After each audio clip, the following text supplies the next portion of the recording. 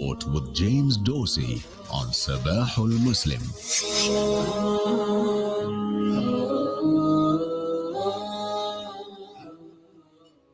Well, it's that time of the week again, time for the Middle East Report with James Dorsey. A very good morning to you, South African time, James. Always a pleasure talking to you. Good morning to you. It's always a pleasure to be with you.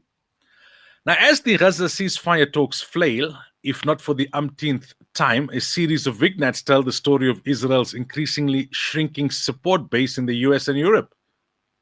Indeed. So the gaps between Hamas and Israel in the ceasefire talks have not narrowed, even though apparently the Israelis have made some concessions in terms of the areas to which they would withdraw from Gaza if a ceasefire agreement is reached. But at the same time, what you're seeing is a mounting opposition or criticism to Israel, not from the traditional Israeli critics, but from the support base of President Trump himself, particularly among certain segments of the Make America Great Again or America First community.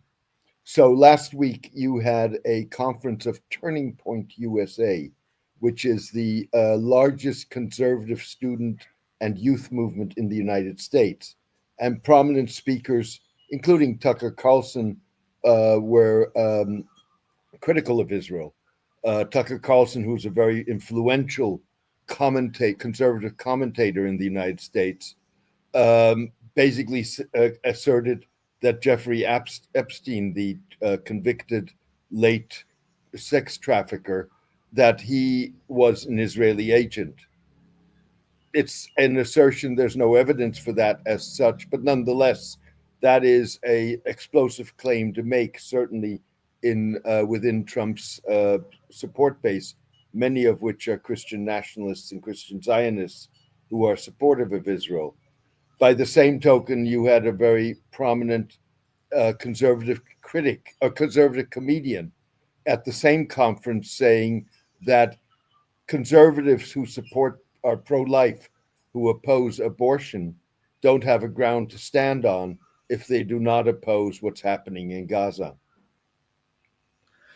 Now, the Israeli foreign minister is claiming a diplomatic victory in delaying European sanctions. But do you think that the EU would put its money where its mouth is and follow through on the threat to sanction Israel for violating human rights in the Jewish state's 25-year association with the European Union? Time will tell. We had about 10, 12 days ago, an agreement between the EU and Israel about increasing the flow of aid into Gaza. That has only happened marginally. The European foreign ministers met on Tuesday, and that was Gideon Saar's diplomatic victory, if you wish, met on Tuesday to consider sanctions against Israel under the under the association agreement that Israel has with the European Union. Saar succeeded in getting a delay by 2 weeks of a decision on the sanctions, and that decision, or that victory, if you wish, could be Pyrrhic. You've had since the Italian Prime Minister, who was a staunch supporter of Israeli Prime Minister Benjamin Netanyahu, take Israel to task for the civilian casualties in Gaza, calling them unacceptable. That came after this week's attack by the Israelis on a Catholic church in the Strip. Although Israel has said that was an accident, it was stray ammunition.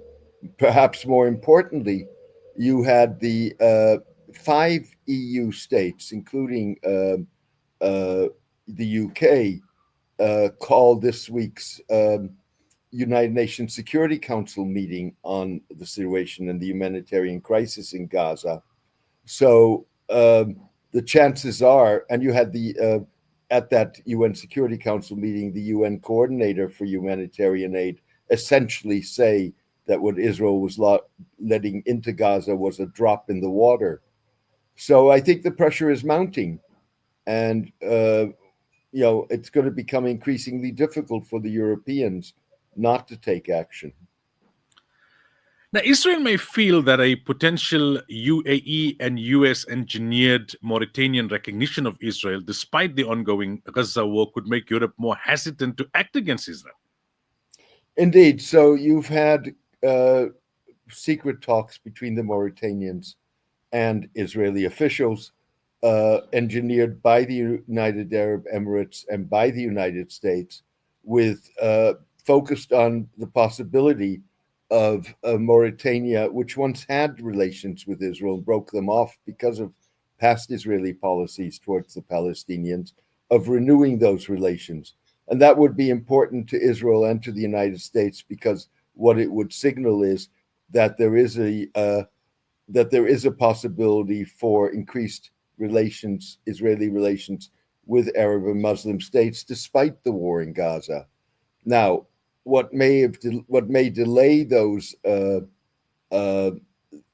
moves towards recognition of Israel or restoration of diplomatic relations, as it also has delayed or complicated talks between Israel and Syria, which were aimed maybe not so much at diplomatic relations, but at some sort of security understanding.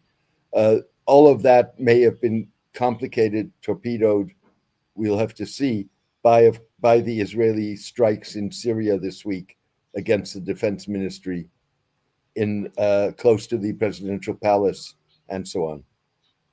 Well, talking about those strikes, right? The Israeli strikes in Syria, will it complicate negotiations between Ahmad al-Shara's government, the Kurds, and will it raise the possibility of an Israeli-Turkish clash? Well, you have clashing visions of what Syria should be. So Ahmed al-Shara, the Syrian president, wants a unified Syria, which is inclusive, but nonetheless is unified. With other words, it would not have autonomous areas. That's something that certainly the Druze and the Kurds disagree with. They want to be autonomous, at least certain significant segments of the Druze community in southern Syria. Ahmed al-Shara is backed in his striving for a unified Syria by the Turks, who don't want to see a second autonomous Kurdish region in addition to the Iraqi autonomous Kurdish region on their borders. And that potentially could lead to a clash between Israel and Turkey over what Syria should look like in the future. All right, James, as always, thank you for your time. Have a great week. Always a pleasure. Thank you for having me. JamesMDorsey.substack.com. Our listeners can check out James's articles there. It's 2 minutes to 8. Sedges, situated in Vereniging, your one-stop